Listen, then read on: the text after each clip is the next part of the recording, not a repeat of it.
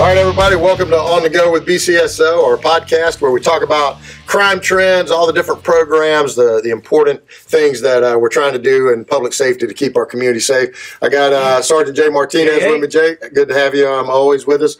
And today we've got Major Andy Walters from our Director of School Security here in Brevard County. And Andy, you guys got quite the job over there in your thing. Tell me exactly what falls under your command over there. Well, I appreciate it, Sheriff.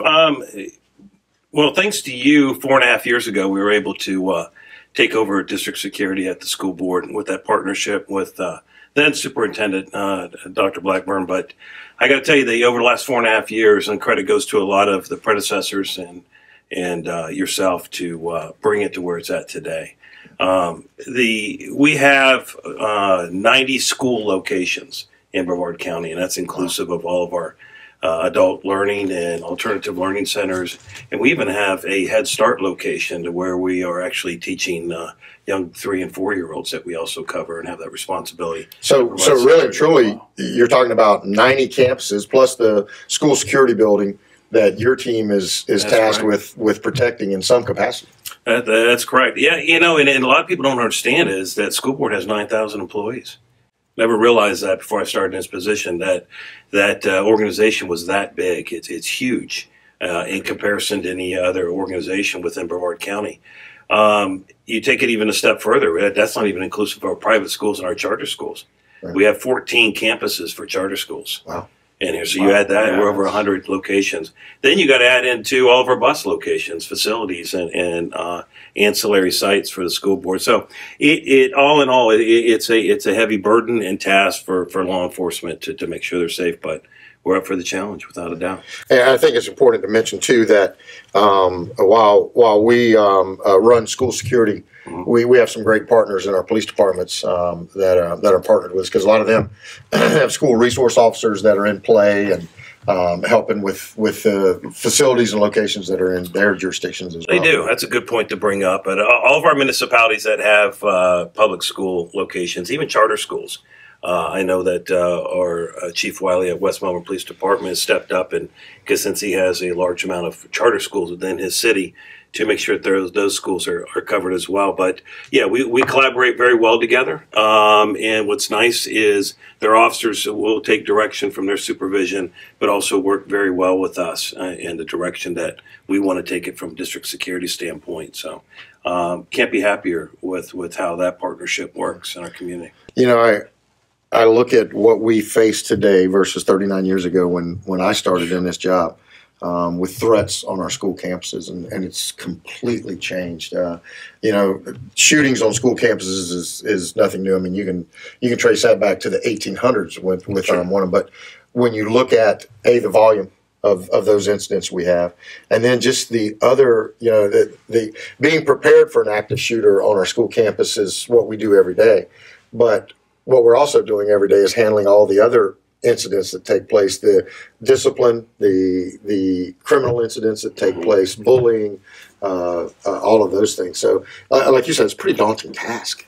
Yeah, it is. You know, it's crazy. We talk about it a lot. If you want to call us old timers, I don't feel like the old timer, but the. Yeah, I mean, Jay's been working for like 24 hours. He just got off probation. Yeah, he's just off probation. I'm actually still on probation. That's double secret probation. That's why he's here doing the program. Exactly. That's right. Anyways, you look back when we were in grade school, and pulling a fire alarm was a big deal. Right. It was a huge deal. You didn't do that.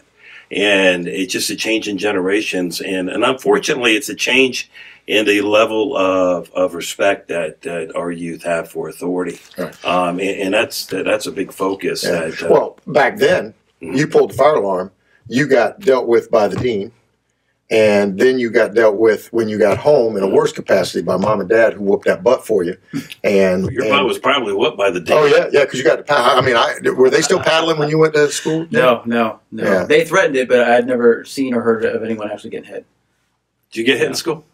Man, honestly, like a week, every week. So, what'd you do? And I had it worse too because I brought gum to school. Westridge Junior High School in Orlando. Yeah, I mean, and I got lit. Oh yeah, I mean, I got. I'll never forget that. My wrestling coach was also the dean of boys. So you got it double. You got the paddling, and then you got punished in wrestling practice for embarrassing the team. So it was brutal. It was and I survived some way or another. You survived. Well, you turned out all right. But it's different today, man. It is. You know what? The expectations of the students and the staff to be prepared to respond to a critical incident is, I grew up going to grade school in California, then Orlando, but tornadoes, and California had hurricane drills and fire drills, but we never did active shooter. We never did critical incidents. We never had to worry about emergency plans and different ways to react based on that. And again, we didn't have the technology that we have now that we can communicate better and respond better as first responders to those type of complaints. Yeah, it's amazing the generational difference, because you were talking about hurricane and tornado drills and fire alarms. When I was going to school, we did drills for nuclear attacks. In addition to the tornadoes and the fire alarms and stuff. So training and being prepared for critical incidents on school campus is nothing new. Mm-hmm. It's the change of what we're training for now, active shooters and those type of things. And Parkland, the Marjorie Stoneman Douglas incident that happened down there, where we had such a tragedy. It changed the game. But before that game changed, 1999 Columbine changed the game. And those two incidents were big game changers, I would think, in first responders, because after Columbine, the whole philosophy of not staying outside, setting up a perimeter, and you're first one on scene, you go in and eliminate the threat. That's when that all changed. But that's a huge point, Andy. You're exactly right, because prior to Columbine, if something happened at a school or even anywhere else with an active shooter, everybody pre-staged outside. They went in together, in a tactical formation. When Columbine happened, that completely changed. Now, whoever gets there first goes in and tries to either neutralize or eliminate the threat and save as many lives as possible. And for anyone to say that that's not the tactical procedures that started happening after 1999 is just not true, because that is exactly what happened. Yeah, that's exactly what we started doing. But even with that, now today, we have a different approach. We're now trying to have those on the campus, certainly school resource officers that are on the campus more frequently, and then now our Guardian program. Talk to us a little bit about the Guardian program. What is that? Yeah, it's a hybrid program. After the Senate Bill 7026 came down, the school board elected to go with that hybrid program,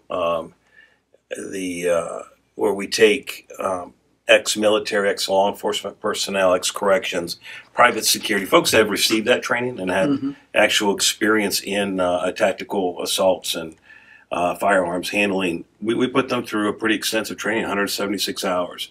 Right. What's neat is most of those guys and gals that were prior law enforcement, they said it was the best law enforcement training that they've received, firearms training. Yeah. But they're in our schools now, and they're well equipped. Their sole responsibility is to eliminate a lethal threat. If a lethal threat is posed on that campus, is not to hesitate to eliminate that threat. Yeah, I think a lot of people don't realize that is their only responsibility. That's it. Not law enforcement. Campus security. That's correct. And they're not there to stop little Johnny from bullying or anything like that. Their sole responsibility is that active shooter there. When you look specifically in Brevard County, I would imagine it's this way across the state with the candidates they look for in filling those Guardian positions.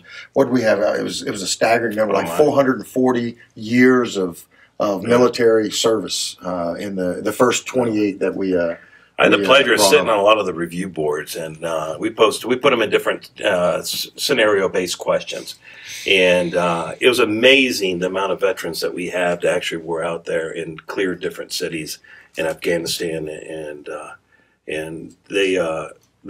they're working for pennies on the dollar. See, folks out there might think that they're getting paid $50,000, $60,000, $70,000 a year to put their life on the line, but most of those folks are making right around $30,000 out there to wear a vest, carry a gun, and to put themselves between evil and good and eliminate that evil threat. So, my hat's off to all those folks, without a doubt. We've got them throughout the county. Every single one of those school sites that I mentioned earlier in the program are covered by either a deputy sheriff, a police officer, or one of our guardians that are out there. So we feel pretty comfortable with it. Yeah. Yeah. The other thing that probably nobody sits down and says, "Wow, I didn't look at it from that angle." Is, you take Vieira campus, the Vieira High School campus, for example. It's a massive campus. Massive. And if your school resource officer is on the football field making sure the gates are locked, and you have an active shooter scenario play out at the other end of the school, the fastest response time they could get there, getting in the golf cart and getting there, or getting in a patrol car and getting there, is 2 to 3, probably 4 minutes before they could even get there and address the threat. Once they hear it, the first thing they got to do is be alerted to it, and then getting there, a lot can happen. You mentioned Vieira High School. Vieira High School just surpassed, I believe it was Melbourne High School was the largest populated school. So there are almost 2,500 kids at Vieira High School. And, you have a deputy sheriff working there who's very well qualified and has got SWAT experience and is more than capable of handling himself and protecting that school. But folks don't realize that our law enforcement deal with so much at these schools throughout the day. Right. They don't deal with the discipline, but they deal with bringing marijuana, vaping, making threats of violence towards other kids. Yeah, exactly. Traffic, all the different things. Plus, there might be a kid that's depressed, that might be thinking about wanting to harm themselves. Right. And a deputy or law enforcement spends an hour with them to bring them around and put them on the right path. And during that time, we could have a critical incident. So hopefully the school board goes in that direction and wants to supplement our law enforcement to help back it up with more civilians carrying guns on our campus. Yeah, I mean, I've certainly made no bones about it. I want to see any law-abiding citizen, regardless of their role on the campus, that wants the opportunity to help us protect those schools by carrying concealed. I want to see them have the opportunity to do it. And when you consider that I think if I remember correctly, we had 600 of that 9,000 you talked about earlier that volunteered to help protect our schools. That's 600 people that are there because they love kids, that are there because they want the kids to have a safe environment to learn in. 600 people that were ready to go. Ready we would have enough people that would step up that we would run that academy for a year straight. The 4-week academy, we'd run one a month for a year straight. And that's one of the big problems. That's one of the biggest problems we face is finding the time, because you figure our teachers during the school year, their time is already allotted completely. They don't have a single free minute that they're not already doing something that's calendar in. Correct. So you'd have to train them in the summer. And then you get to the aspect of, well, if you're going to train them during the summer, the school board's now got to compensate them for being there, and it's a bigger window to look through than just saying, hey, we're gonna put them back. I still believe that, and I've said it before, I'll say it again, that the only thing that stops a bad guy with a gun is a good guy with a gun, and we've got a bunch of volunteers on our employees at the school board that are ready to do that, and I think it goes even deeper. It's not just about being ready to protect our campus. We got people that want the opportunity to protect themselves as well, and that's another thing I think we have. The reassuring thing too now is in Brevard County is with the attention from Marjorie Stoneman Douglas is. We got that many people within this district that want to carry a firearm. Yeah. But they're diligent every day on campus to be our eyes. And, that Marjorie Stoneman Douglas commission report is out. You've seen it. All the sheriffs have seen it. Legislature's looking at it, chewing on it right now. It's going to be a big discussion during the legislative session. While we've taken it, we've analyzed it at the school board and district security. And in fact, there's a meeting today on it. And we've broken that down. And what's wonderful, and the people in Brevard County need to know, and we've talked about this right after Parkland happened, and at the time was with Dr. Blackburn, is we were already doing the majority of the deficiencies that were identified. We were already doing that here in Brevard County before Parkland. So we weren't waiting for a tragedy or a significant incident to happen to make the proper corrections within this district to create a safer environment. Yeah, right. But we have them on campus alerting us and are wanting to be engaged to keep not only themselves safe, but all the students on each I don't think people realize the quality of person that's in that position. I have kids that go to school, both private and public school, and whether it's a resource officer or a security guard, with their gear on, I recognize these folks from being in law enforcement for the 6 months I've been in. Right, they live and they breathe this stuff, and you know, on average, if you talk to a cop or a deputy, not every single one of them lives and breathes, you know, tactics or law enforcement. But these folks that you see in these positions, I mean, they live for that, to be that guardian, to be that type of person. That's such a reassuring thing that when you go through a car loop and you drop your kid, you're like, you know what? If something happens at that school, my kid's going to be okay because I've trained with that guy before. I know what he's capable, and I'm so grateful he's in that position. We just want people to speak up. You know, they see something, say something. Yeah. Let's talk about that for a minute. We one of the things that we put into play, and certainly with your leadership, and Kirk's been a big part of it. Kirk Winter has been a big part of it, and Sonic, his dog. Absolutely. All the kids know Sonic, man. They love Sonic. But we've put a lot of emphasis on the app that we have through CrimeLine, Speak Out. Tell me about that. It's I know we knock it out of the park with our use of it. But. Yeah, under the Marjorie Stoneman, they came down with the recommendation to start that Fortify Florida, which is great, but that's for the counties that don't have something. And we have a well-established partnership with Central Florida Crime Line, and we've had Speak Out, which is the program, and the app is P3 Campus app. And we haven't had one tip called in. We haven't had one tip over the internet. Every tip is done on the phones to the P3 Campus app. And it is taken off like a rocket ship. So when we're talking about tips, we're talking about tips of bullying, drugs. Absolutely. Somebody threatening to do harm at the school. We've had tips all the way from some kids, and it got a little bit crazy because it said so-and-so leaves class and skips class too many times. Which was not what we're looking for, but yet we want to hear good information. But that might be an indicator. That might be a red flag of something going on. It might be. Yeah, it's amazing what they're showing. We have saved, I could tell you, at least a half dozen lives of students that were contemplating suicide. It's incredible. Just because of that, because of the app. Yeah. They say the kids will see it on Snapchat or Instagram, and next thing you know, they're sharing it with us. Yeah. And then we send law enforcement out to do an assessment at their house in the middle of the night. And next thing you know, parents have no clue what's going on because they're not monitoring their social media. Right. And they hear from us, and their son or daughter say, "Yeah, I was going to kill myself tonight." No. And we get them the help they need and get them on the right track and follow up with them. But that alone is pays for that app. But the wonderful thing is with Kirk and Sonic and the rest of our SROs throughout the county, we're leading Central Florida. We're the #1 district in Central Florida. Just in using it. And using it, yeah. Last year, we really hit it hard about December of last school year. Had just over 300 tips that were sent in. And this year, right now, we're almost to 300, and we're not even we're halfway through the school year. Yeah. So great stuff. And how do the kids parents can download it, right? We don't know who the tipsters are, so you can read through some of them. You're like, man, that's a mom and dad. Is it simple? Is it something like a J download? Absolutely, you download it right now. It's free to download, and you go to Brevard. You pick the county that you're in, Brevard County, and you scroll through it. You pick the city, and it's tap on the school and submit it, and you submit your tip in. It's completely anonymous.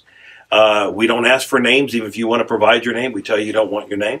And next thing you know, they'll send you a tip number back, and that's for confidentiality. And the nice thing is that's just the first layer. The second layer is once your tip is solved, you'll get notice back that your tip's been solved, and here's your new number, just in case that first number has been compromised. And they are told to what bank they can go to in Brevard County. And so not only can they do the right thing, but they can also get rewarded for it with some cash. You know what's amazing is the overwhelming majority of the kids that send us tips, and we solve them, and we go to the Crime Line board meeting every month and vote on them. The majority of them don't collect a tip. Yeah. You know, they're doing it because they care about their school. Yeah, we see the same thing on Wheel of Fugitive and some of the other shows we do. Every show we tell them you can go to Crime Line, 1-800-423-TIPS, and you can get a reward. And most people don't even do that. They want to help. And that's great community engagement. That's one of the things I tell everybody. We're blessed in Brevard County to have that kind of community engagement where they're helping us solve and prevent crimes just as much as our own team is working to do it from it. So great. Make sure you download the app. The P3 Campus. Yeah, P3 Campus app, and download now. Andy, in a little bit of time we have left, and I probably, you're probably not, or maybe you are, but maybe not prepared to answer this one. Drives me absolutely insane. Vaping. Vaping. Yeah, I mean, maybe if you could vape like French fries or something, I might take a different angle on it. But vaping, It's a smoke. Talk to me about it. What is it a problem at the schools? It's a huge problem. All right, so what is vape? It's called a Juul, isn't it? What is that, a brand name? Yeah, it's a brand name. It's a style of it that has nicotine. I think 1 Juul is equivalent to 20 cigarettes, a pack of cigarettes. Is that a pack? 28 gigawatts? Yeah, but you've got different ways to do it. You can't put any type of THC oil inside a Juul. You can put them in a different type of a device that can heat up a little bit more because it's got to heat up. It's the #1 problem in schools right now. Is vaping. Kids don't realize it is the amount of nicotine the concentrated form of nicotine that's in it, and they become hooked. And next thing you know, they're not smoking. They think it's okay, and they have no idea. Nobody knows the long-term health effects of this. But we've had numerous kids that had THC oil, and what the kids don't realize is that one little drop of oil, it's a felony in the state of Florida. Mm-hmm. It's no longer. So what you're telling me is that you could have plant-based marijuana, and that's a misdemeanor. Mm-hmm. You could have up to 20 grams, which is a lot. Mm-hmm. But if you have 1 drop of oil, that's a felony. Or wax, yeah, it's a felony in the state of Florida. And the kids don't realize that. So vaping, it's a big problem. Huge problem to the point, and see, folks think, okay, you're vaping, and well, what's the big deal? Big deal is it's a violation of policy, and it's a violation of law to be under the age of 18 to be in possession of that. It's a violation of law to be in possession of the device. It might not have any juice in it, but if you have the device that can operate it, it's a violation. Yeah. And we can issue out tobacco citations. I know Kirk and our crime prevention unit, they go out and they talk a lot about vaping and stuff. Mm-hmm. But I mean, how did we get here? I mean, it's a new fad. Yeah. You know, you see the adults doing it. It's everywhere. And a lot of you think of marijuana as the gateway. It's almost like nicotine is the gateway. You know, how much harder is it to cross? It's cool to them. You know, it's the new fad. It's cool. But when I was growing up, we weren't allowed to be cool. My parents would beat cool right out of you. Wow. You know, you had a rough childhood. Yeah. I mean, I had a great childhood. My parents were awesome. That's why you turned out the way you did. Couldn't be cool. You just better be decent. That was what I. You know, here's the big thing. Talk about you, because I know we got limited time here, but the impact, the trickle down effect of the cost to the school district and the cost to taxpayers is the discipline. Because when there's got to be consequences, or it's only going to manifest itself.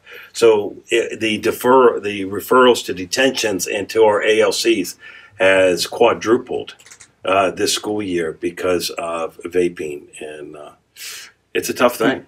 So I think you're going to see a lot of legislation on it to start putting more restrictions on the manufacturers and how they sell this stuff at the different stores and what have you. So. Real quick, a little bit of time we have left. We started a new program, and last year was our first year implementing it. We've got 2 of our team, or actually 3 now, because we have a course curriculum coordinator over there at STAR. Tell me about STAR. STAR is a program that, you and Dr. Blackburn came up with the idea and developed it, and they're making it happen. Yeah, I mean, I didn't mean tell me, I meant tell them, about the program. I know it did. So why'd you ask the question? All right, go ahead. It's a program that's up at our Alternative Learning Center. So for our listeners that don't know what that is, essentially, if you don't get expelled essentially from school, I mean, you really have got to have multiple offense or a big serious offense to get expelled, no longer about to go to school. So you're at the ALC if you are kicked out of your school for a disciplinary reason. We are trying to capture those kids that are most likely not going to graduate, because we know studies have shown if you don't graduate, that your likelihood to be at 860 Camp Road in Brevard County Jail is more likely than not. Yeah. So we created this program that we could take those kids and mentor them, put them in a program to where we should talk about their values and instill some good values in them and attitude and some things that they're missing at home, because most of them have single parents, and help them out and get them on the right path to graduating high school. I got to tell you, we have right now 15 in the program, And we've got other kids those kids that have been back, earned their right to go back to their home school. They are pleading to come back to the ALC in that program under Corporal Contos and Lieutenant Stokes and Teresa Waller, to come back underneath that because they like that structure. Right. They thrive off that structure. But when they go back to the general population, so to speak, at their school, they don't like it. They feel weak, and they want to come back and finish up their kids school. want fences. It's incredible. So that's how effective it is so far. Yeah, well, we're going to have you back on, and let's talk a little bit more about STAR and some of the other things. But you know, what you said there about getting these kids some structure really comes down to what we say a lot here, and that's we got to get to these kids before they get to us. No doubt. Once they get to us, we're in trouble. So we got to run. Certainly want to thank Major Walters for being with us today. Always great to have Jay with us, and we'll see you next time on The Go with BCSO.